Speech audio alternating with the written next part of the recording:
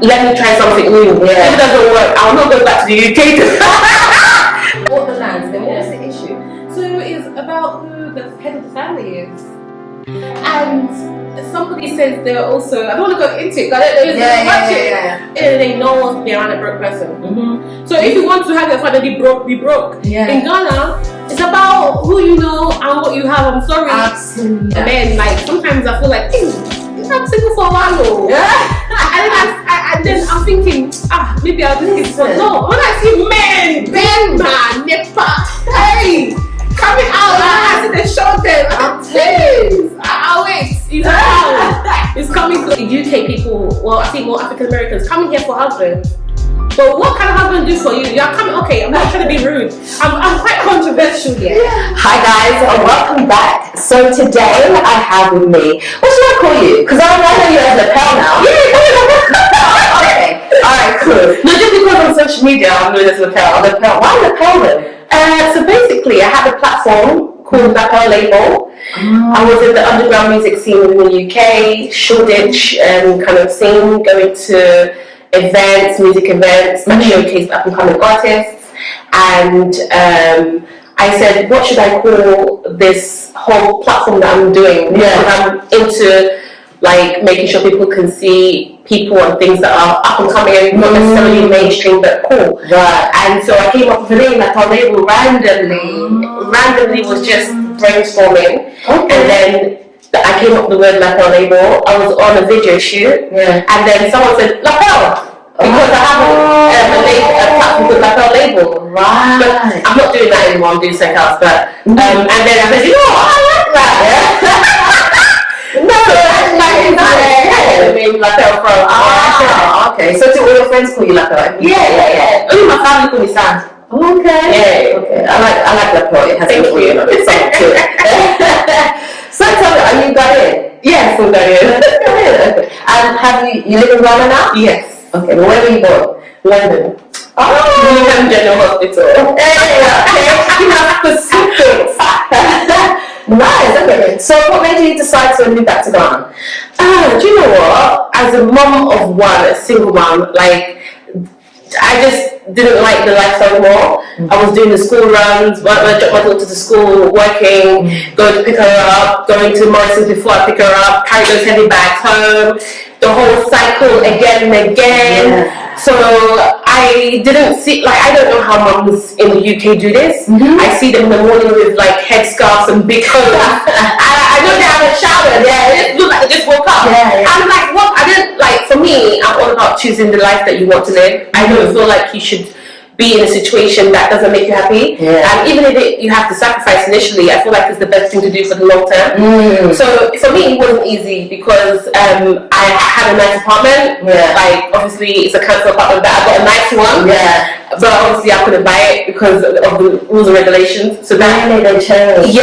For that particular place, it didn't have government funding, so I couldn't buy it. So for me, I'm like, what was I to lose? Like, if I could buy or stay and buy before moving or whatever, but there was no point in me paying such high rents. Bills were high, and I was like, you know what? I've been investing in Ghana whilst I was in the UK. So because my mom's here, so she'll tell me, Mum will have some money, let her do some things for me. I said, you know what? I have lands here. Let me come back and let me see what I can do, because obviously, if you have land in Ghana, you can't let that land sit there for ages. No, someone will take it from you. So I'm thinking, what's the point in me buying land to come and in my 50s to develop? Does it make sense? The price of cement will go up, the price of everything will go up. So I'm young, and I said, you know what? Why not? Like, for me, I'm a risk taker. I thought about it and I said, let me try something new. If it doesn't work, I'll not go back to the UK. I said to my mom, never. I don't really. I was so glad you didn't go to you went in Ghana then. I was also in Europe. Really? Like the Netherlands. I'll never live in London again. No, I'm done. I'd rather explore other areas of the world than to go back to London. I know what I'm going back to, so why? I want to go back to something that I know. Nothing's changed. That's true. But like most people I know actually complain about the UK now. They're like, I need to get out now. But before, people weren't talking like that. They were just like, why are you in Ghana? Now it's different. So I understand what you're saying, you know. But you can hear now. Yeah. And what have those 6 months been like? Is it what you expected? I mean, I stayed there for 4 years. Oh, you did? From year 7 to year 10. Really? My mum shipped us back. Yeah. So I have friends here from school. Oh. Yeah. So I went to 2 schools, the Youngsters International School in Adenta and then New Nation International School somewhere in the National Butcher area. Yeah. And so I already knew, I've experienced them, so I've experienced a lot of things already. Carrying water on the head if I need to do. I've experienced all those things that. So I didn't come thinking that like I'm coming to like enjoy. Yeah. Because I'm coming to like put my money to work. Yeah. So even I booked my ticket initially for December, and I'm like, you know what, I can sing Why myself. December though? Ask her why December. I was like, you know what, the ticket's high. Let me move it backwards. If that's correct. And I saved a lot of money, and I paid my ticket off like very quickly. So for me, I was like, I came to do something. I didn't come to have fun. Yeah. Like initially when I did come, I was going out a lot. Like I was out really every weekend. I was coming home like 5 a.m. Yeah. Like I was like, now my mindset has changed. If people don't see me, please don't take it personally. Because people want me to come out, but I'm not coming out because I got money to make. Like I didn't come to Ghana to have fun. Yeah. I came to Ghana to do something with myself. Because in Ghana, something like small pounds can go a long way here. So like if I'm making money, I'm not coming to like just go to a restaurant and put it on. Doesn't make sense. And my eyes have opened. Like, by all means, come and enjoy. But just know that prices are always going higher. Cement today is not the cement that you get tomorrow. So if you've got money aside, put it to something very important and set yourself up with something that can give you something income. Because it's not in Ghana, you can't just chop your money. Because what is coming back? So it's important. Put your money into something that will give you something back on a daily basis, no matter how small. So you know you have something in your pocket. Because there's no government in Ghana that will pay you child benefits or that will pay you money for your rent. No one's coming to save you here. There's no charities that you can apply for as a young black woman or a single mom here that they'll give you money. No one's coming. Everybody's hustling out here. So you have to have that hustle mentality in order to survive. Otherwise you'll end up going broke and having to go back. So that's my mindset right now. I'm very focused. If I spend money, I'm thinking, should I go? You want me to come out? I'm looking at the menu. I'm calculating. Now that's how my mindset. I'm sorry. Because now I know there's certain things I need in Ghana that I'm putting my mind towards. So I'm being very focused and intentional right now because I know that things are getting harder. So I have to fix up. Ghana's really hard right now for everybody. Everybody that I know is like, I'm not spending right now because it is hard. Very, very hard.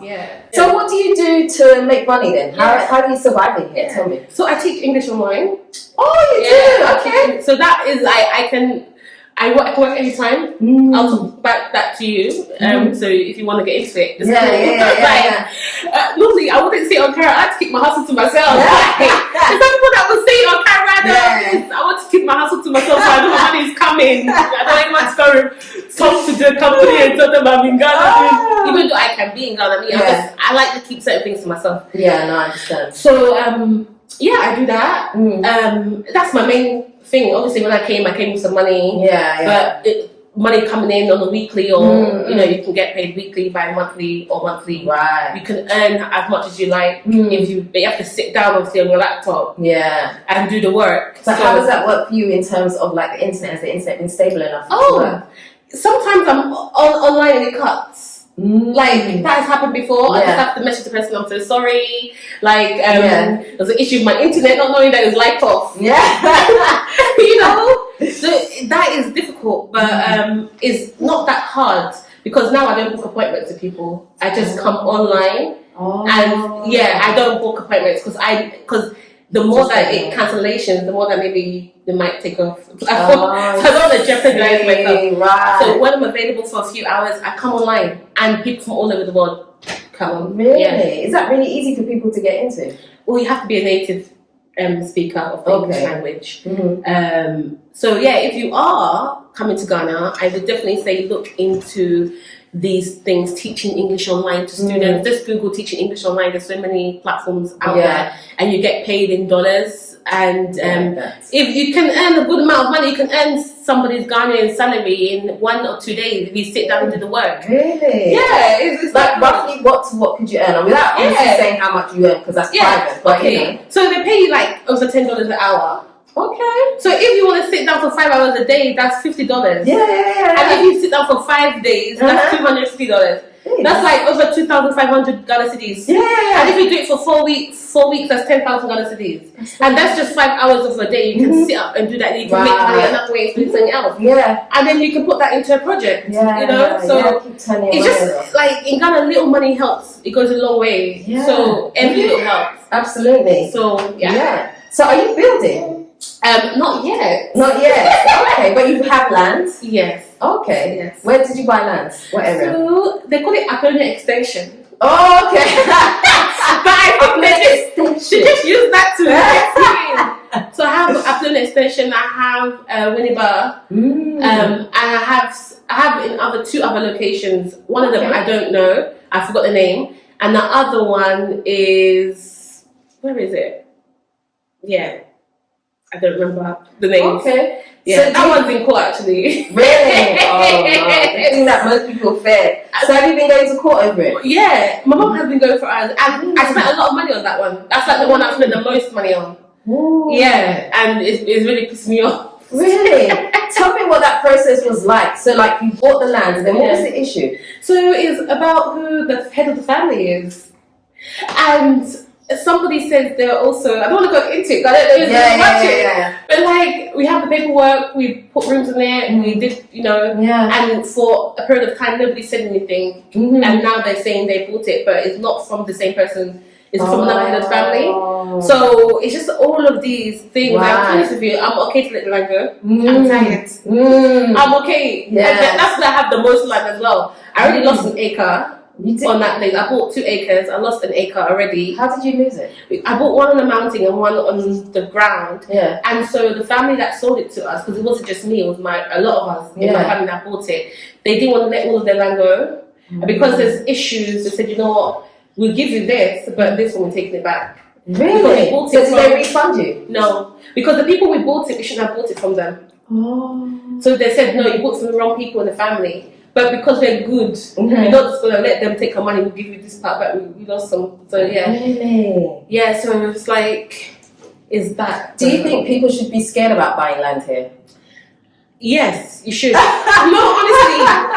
Because you don't trust the face, you don't trust the smile, you trust documentation, you trust that you have to really do your investigation, know who the family is, know who the family head is. If you don't know anyone who has bought land successfully in Ghana, don't come here and buy land, like seek advice, friends, family, people you know. Don't pay anyone you don't know to help you buy land. Because they could also be in on it.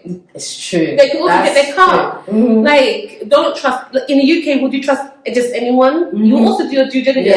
But I feel like when people come to Ghana, they feel like everybody, I don't know where their mind goes. They will trust everyone, they feel sorry for everyone. In the UK, if you give every beggar, even your £2, will be hurting you to give a beggar £2. But in Ghana, you want to come and give them 200 cities. It's like use your senses, your street credibility. Use that in Ghana as well. Don't throw it away. So that's it. But I want to build. I'm going to start soon. But I'm doing something initially, which I'm sure that Dela will show you guys when it's completed. But I don't like to talk before it's done. Right. Yeah. So I hear you. So you have big plans for things that you want to do in Ghana, right? Yeah. My mom is building, she's into real estate. Okay. So she's also doing her stuff here, and that really inspires me because I see her in her journey. Yeah. So I'm thinking I want to do the same thing. Like, makes sense. The land she's bought has appreciated over time. And I'm thinking, okay, I hope my land also appreciates. And I want to set myself in the next 10 years' time. So when people want to be coming to Ghana, I've done a lot of my work. I do my last starting. I feel like everybody has their time, but I feel like sometimes there is a time for something. And I feel like people won't be able to stay in the West for too long. I'm not saying not everybody is meant to come to Ghana. But it's wise to not put your eggs in one basket. Right. So even if you don't want to build, like maybe if you can, you're working a full-time job, buy a studio somewhere here. Right. Like start setting seeds here, because today's price is not tomorrow's price. Like I was speaking to one guy that sold me land, and he was saying Accra is only finished. Yeah. Like it's true. It's practically You have to go over. out. You have to go out. So by the time people are ready in 10 years' time, like it's gonna be even, it's gonna be very expensive. Like that place. Okay. Yeah. So I'm just saying, like, put your money to work. Like you buy designer bags, you go out to eat. All that money you spend in a month in the UK, you can even invest in land outside of Accra, maybe. But have someone on the ground to check, to go and see that the land exists. Yeah. To go and meet the family, to have conversations, to go and check Lands Commission to see if it's already registered, to do all of those things. Yeah. Because you don't want to be wasting money out here. I'm telling you, it hurts. You don't want to be wasting money. It really hurts. Yeah. But you said something very interesting. You said not everyone's meant to come to Ghana. Yeah. Why do you say that?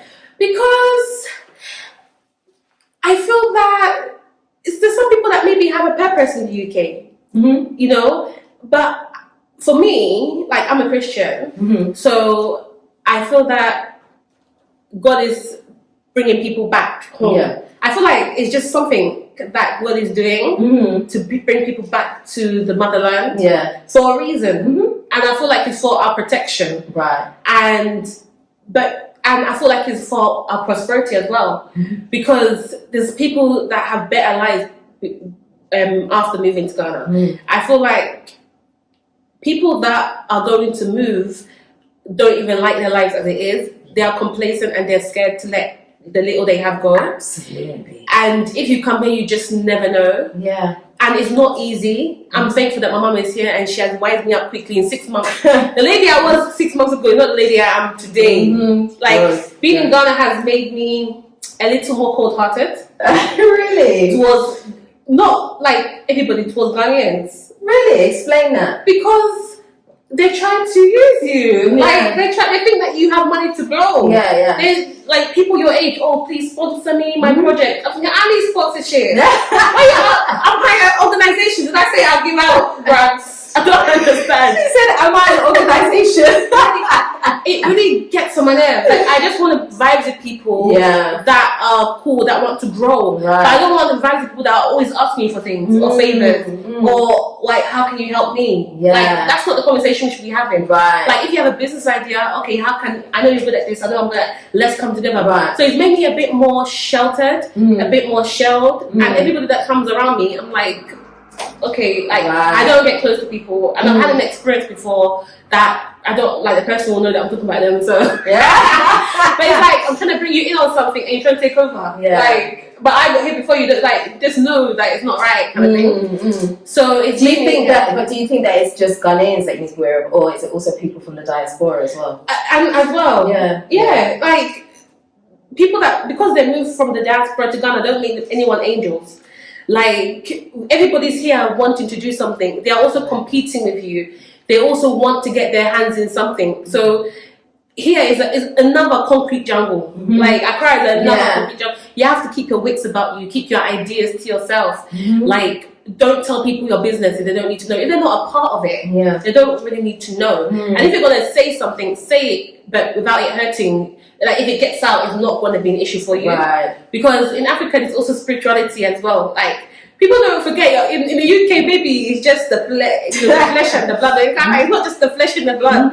Like, there's people that will go far and beyond to do things against what you're doing. I'm not saying walking in fear, no. But what I'm saying, walk in wisdom. I know that not everybody that smiles on your face is for you. Absolutely. Like, just wise up. Yeah, come and have your fun, but be wise. Because at the end of the day, no one wants to be around a broke person. So if you want to have your fun and be broke, be broke. In Ghana, it's about who you know and what you have. I'm sorry. Absolutely. Ghana is even worse than the UK. Like, people will judge you. You can walk out, people will just suss you out and think, like, just because I don't look the part. But in Ghana, I love that. I like not looking the part all the time. Like, sometimes you see me, I look like, if you see me in my area, in a body, you go to buy egg and bread. I'm not the same person. I'm not the same person. You don't recognize me. Because even when I go to the market to buy my food, I don't go to supermarkets all the time. No, I go to the market and I get my chicken, I let them slaughter it, I get my potatoes, I get my weekly shop. Because, and I go there looking normal because I don't want them to bump me. I try and speak my tree, I put my accent on. Can you speak tree?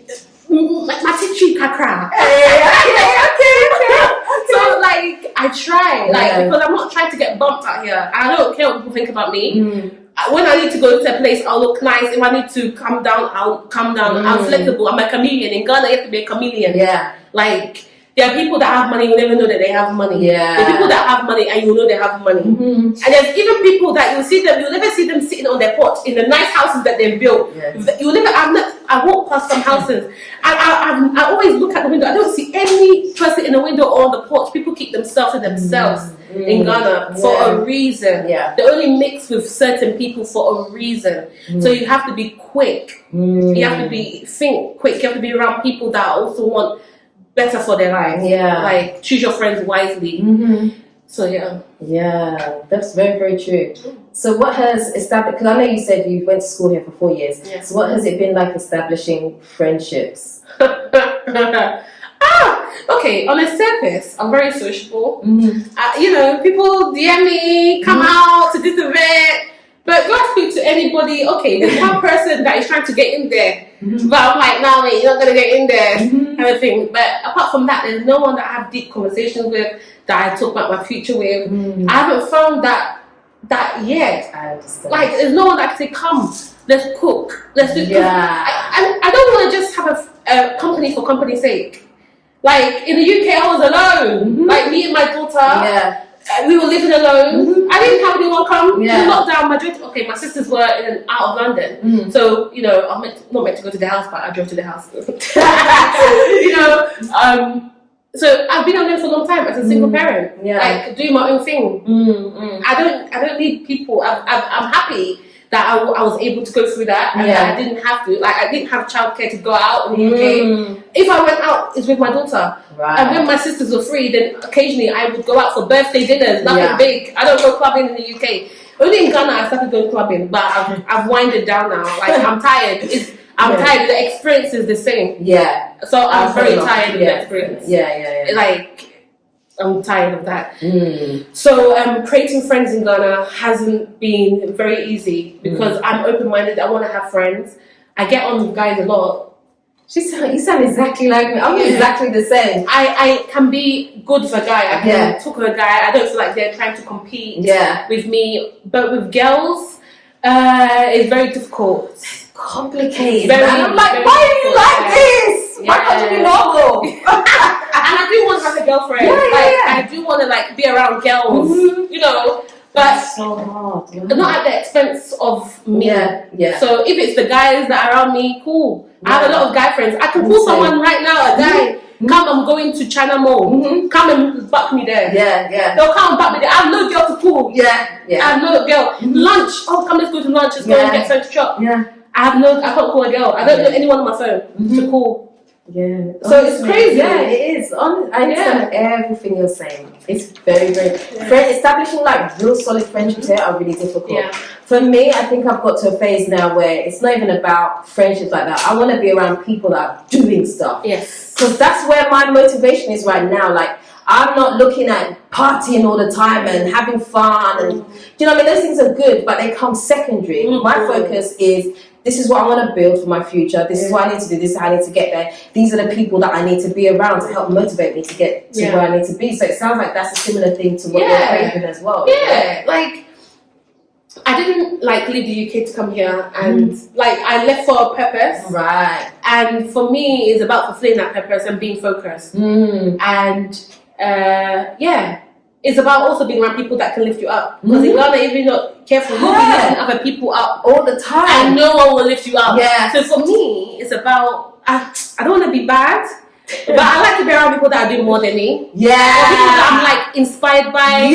Richer people, more successful people. That's not bad. Because it I know that I'm gonna learn something from you. Yeah. And if I'm around people that always want to take from me, how am I going to make myself better? Yeah. So don't get me wrong. If you're a very nice person, you're a good person, and you just have a great personality, and you're pure, like come, like this vibes. But I'm not gonna be spending time with someone when I'm on the phone. We're talking about the latest song. Yeah. Or let's do our nails. Wasted hours. I want to talk about what is popping, like what is a business opportunity? Have you seen a spot on the road that you can set up something there? Yeah. Have you seen land that you want to do? Like, is there business? Like, talk to me. How can I make more money? Right. Exactly. You know, the best people in your life are people that are going to help you to make money. If someone's in your life, they're not helping you to be closer to God, to become a better human being, or to make money, then they shouldn't be in your life.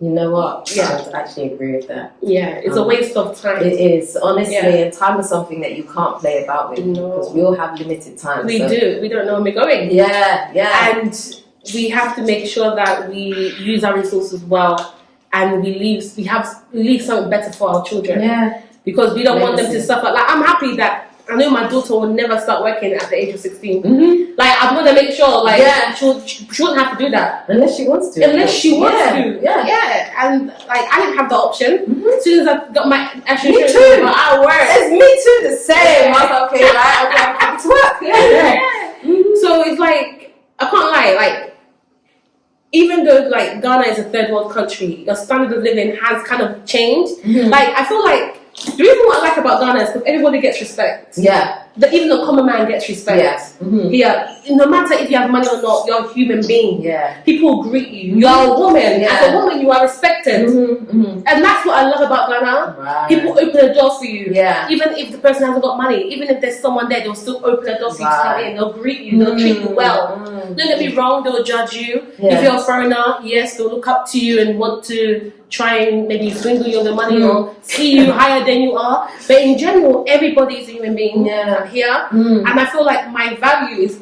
more. And it makes you feel good.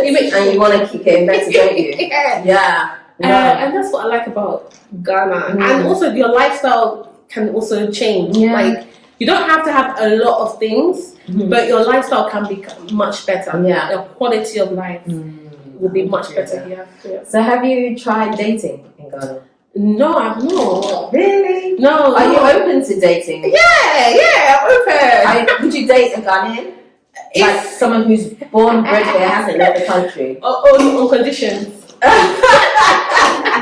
What are those conditions? Okay, so you have to have money. I'm sorry. Let's be real. Nobody wants someone who's broke. I mean, come on now. Yeah. And you have to be able to travel outside if you can by yourself. Like, you can be able to do that by yourself. You don't need me to do that. You know, so I know your intentions are money, and be able to travel and be educated. So like, I'm coming into something that is bettering me as well. Like, I'll never, like, I'm open-minded, but I would not want to date a Ghanaian who cannot look after me or my child. And who has no means of traveling out. Because how do I know that this is real? I mean, if God comes down and tells me this is your man, and then I know the angel of God or the Holy Spirit has come to tell me, I'm not going to reject you. But if I have my choice, I cannot choose. Like, there are men out there capable of looking after you, your children. Like, there's men out there that can do that. Don't settle for someone just because they're good in bed or because of this or that. No, there are men. Like, sometimes I feel like, hey, I'm single for a while. And then I'm thinking, maybe I'll just get some. No, when I see men, Nepa, hey, coming out, I see the shoulders. I'm telling. I'll wait. He's around. He's coming closer. Yes. Honestly, like, why? Anyway, I was going, but I wasn't going down that road. There's some nice lookers around. I feel like, well, what is for you is for you, you know. So, guys are interested, obviously. Because you're from the UK, obviously they'll be interested. For me, that's the way I see it. Like, how can you be interested in me but have nothing to bring to the table? Why are you so comfortable with having nothing to bring to the table? Like, you should feel like you want to do more. Like, it's a man's nature to want to do for a woman. So why is a man so comfortable with doing nothing? Because he doesn't like you that much. Like, you're just an option. Yeah. You're just because you're from the UK. Yeah. You have to be wise. Because I see a lot of people, African Americans, UK people, well, I see more African Americans coming here for husbands. But what kind of husband do for you? You're coming, okay, I'm not trying to be rude. I'm quite controversial here. Yeah. You come here, you buy land, you're building. Is the man contributing to that? Yeah. Make sure you get your paperwork right. That's all I'm saying. Make sure your name is on things and you document things very well and you know what is yours. But even still, even after you said all that, there are still going to be times where, because I feel like Ghana is so male dominated, even if the woman has everything in their name, that man will still feel like he's entitled, and men will still support him that it's your wife, so it's also yours. Yeah. I mean, they can say what they want to say. As long as you know, and you have to be very careful. Like, if it's your money as well, then it's good. If it's their money, then they can go to court and say they've contributed financially. I'm not saying walk around and not wanting to help people. What I'm saying is be careful, because Ghanaians have a sweet lips. The guys have sweet lips. They will tell you everything you want to hear, and they'll be consistent. Yeah. Because they have nothing to lose. I'm telling you, they can wait for you. They'll wait years for you, man. Trust me. So, ladies, when you come here, don't come here and for just love. Love is not enough. Look, if you're in the house and your money has finished and it's Zoom and the guy is with you, you will not be in love. The guy cannot do anything for you. The guy cannot buy you a generator or do solar for your house because it's doing so. The love will fade. Yeah, it will melt with the heat. Yeah. So love is not enough. So when looking for love in Africa, I would say look for someone who compliments you, who is also like doing something that you admire. I think we must also admire men that are around us. Yeah. Like, oh wow, I love the way he's driven. I love the way he's able to make money. I love how industrious he is.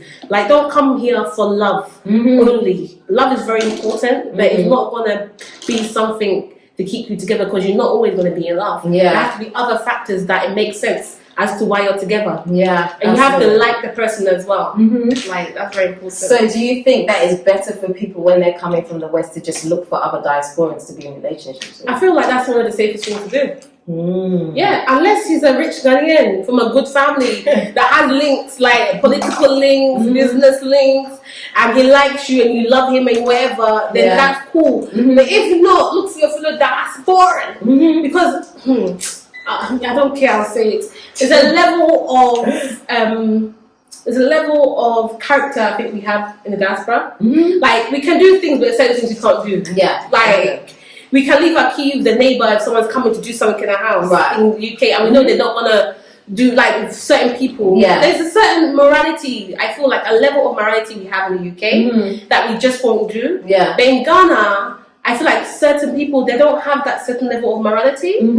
Like, they can just do one of the people that you'll never know that will do certain things. They'll do. Yeah. For example, I told someone, oh, how much is this?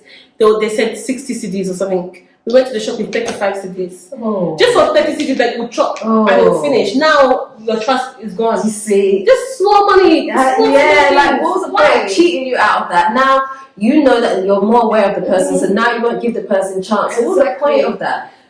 So for me, it's just about peace of mind, it's about legacy. You don't want issues, you know, and if you're coming to build as well, you need to protect what you are building in Ghana. So don't get me wrong, diasporans are not perfect. Yeah. Because they are from the diaspora doesn't mean they are perfect. Definitely not. But you have to vet everyone. But people here are, some people are really hot. So if they can get away to leave the country, they'll get away to leave the country. If that's you, it's you. You know what I mean? So just be smart. And if you're going to be the guy in Ghana who's Ghanaian, don't spend your money on him. And that will test. Yeah. Don't buy him clothes, don't pay for dates, don't give him money, and let's see how long he's around for. That's very wise. Yeah. And don't do it. Don't ever pay for anything. Because there are Ghanaian men that I've met that have paid for things. Like, I go out and I don't pay for things. Yeah. Because it doesn't culture, that's how they do it. That's culture. I've not had to pay for a lot of things, even though I have money just in case. But I really don't pay for that much. Yeah. So there are Ghanaian guys that would pay. But it's the kind of guys that you go out with that is important. Yeah. But as a woman in Ghana, you don't pay for things. So that's what I think. You know, you splitting bills in the diaspora. in Ghana, do as they do in Ghana. The girls don't pay for anything. Even with your guy friends. If a guy friend takes you out with pure intentions, he's not wanting to do anything with you, he will still pay as courtesy. It's really funny how quickly you get accustomed to that. Because the first few times it happens to me, I was like, oh, okay, thanks. And then afterwards, I'm not even, like, the bill comes, I'm not even looking at it. I don't say thank you anymore. You get so accustomed to certain things here. I mean, I don't know whether that's good or not, but you get used to it because that's just how it is here, you know. So if you come, sorry to interrupt, if you come and a Ghana guy wants you to pay for things, there's something wrong. There's something wrong. Yes. Absolutely. So do you think it's safe for women to come and move to Ghana by themselves? I feel that you shouldn't be afraid. There's a lot of women that are traveling and documenting their journeys. You should not be afraid to do that. But just make sure that you are wise. Where you're staying is their security. Don't give your location out to people. Don't just let people come to your house anyhow. Because where you are in Ghana, you must really protect where you live, where you are, and your surroundings, because that's like your castle. So if you're going to bring people around that you know that you can trace them, you know where to find them with anything. you know someone that knows them, you know how to find them. Not just strangers, one-offs that come to your house, leaving them in your space. You don't know who people are, and in the UK you wouldn't do that anyway. You wouldn't bring people to your house that you didn't know, that you didn't trust. So why would you do that here? So do you think that there's a real issue when it comes to people letting their guard down too much when they move to Ghana? Why do you think that is though? I feel like people are just thinking they're on holiday. Like if you move to Ghana, you're not on holiday. You have moved here. You have expenses. You're gonna be here for a very long time. So, and people feel sorry for people as well, because obviously not everybody has the same economic background. So people do feel sorry, but it's the people you feel sorry for that will also stab you in your back as well. And that's why I've grown a bit cold-hearted. Sheltered, not being open with people, hiding things. Like, even though I don't really want to, just because I'm not sure of you yet. That is all that it is. But I don't feel like we should move in fear. Like, no. Like, at the end of the day, you also have power as a human being. You shouldn't feel like anybody can just do something like that to you. And not everybody is a bad person. But until you know, or if you're not sure, if you have a feeling, you don't risk it. And don't lower your defenses with anybody. Keep on testing them. Time will test how they are. And different situations will bring out different characters in people. Exactly. So So do you have any pieces of advice for people wanting to move to Ghana? I would say, if you're going to move here, don't be a renter.